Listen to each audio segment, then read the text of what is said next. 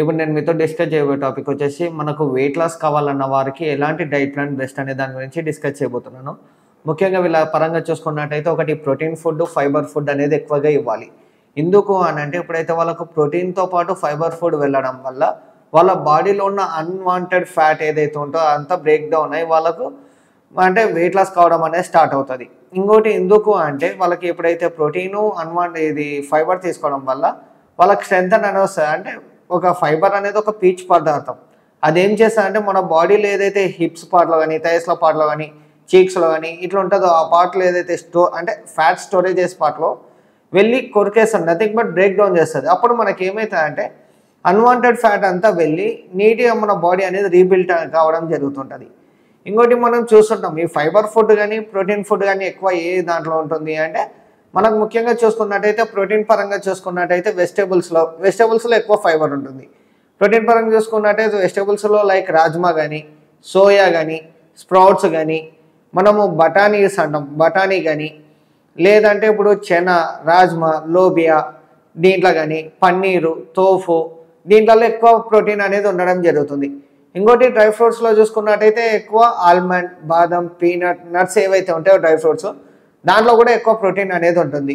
When we come to non veg part చూసుకున్నట్టయితే మనకు ఎక్కువగా చూసుకున్నట్టయితే ఎగ్ వైట్స్లో కానీ, మనం చికెన్ అంటాం బాయిలరా లేక దేశీ చికెన్ అనే డౌట్ ఎక్కువ ఉంటుంది. దేశీ చికెన్ తీసుకుంటే మనకు ఎక్కువ ప్రోటీన్ అనేది రావడం జరుగుతుంది. అందుకు ఈ ప్రోటీన్ ఐటమ్స్తో పాటు ఫైబర్ పరంగా చూసుకున్నట్టయితే wheat items like nothing but జొన్న రొట్టె కానీ, గోధుమ రొట్టె కానీ, nothing but chapati, vegetable curries కానీ ఎక్కువ తీసుకోవడం, ఫ్రూట్స్ ఎక్కువ తీసుకోవడం, ఇవి ఎక్కువ తీసుకోవడం వల్ల ఫైబర్ అంటే దీంట్లో ఎక్కువ ఫైబర్ అనేది ఉంటుంది.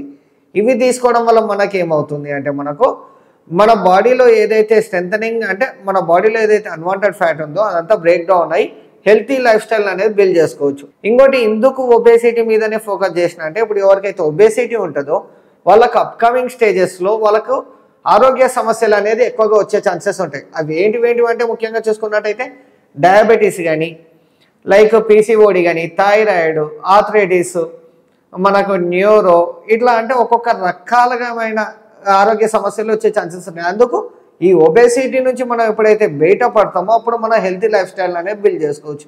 ఇంకోటి మీరు చూసుకున్నట్టయితే కూడా ప్రోటీన్ పరంగా చూసుకున్నట్టయితే ఎక్కువ ఒబేసిటీ వాళ్ళకు per day approximately 1800 to 2200 calories అనేది రిక్వైర్మెంట్ ఉంటుంది.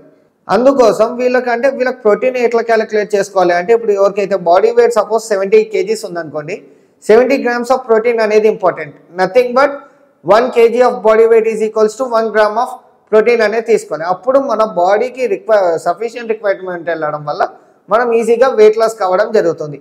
అందుకు ఈ వెయిట్ లాస్ కావాలనుకునే వాళ్ళు ఎక్కువ ప్రోటీన్స్, వైటమిన్స్, మినరల్స్, ఫైబర్ ఇవన్నీ తీసుకోవడం వల్ల మనకు లైఫ్ స్పాన్ అనేది కూడా ఎక్కువ పెంచుకోవడం జరుగుతుంది.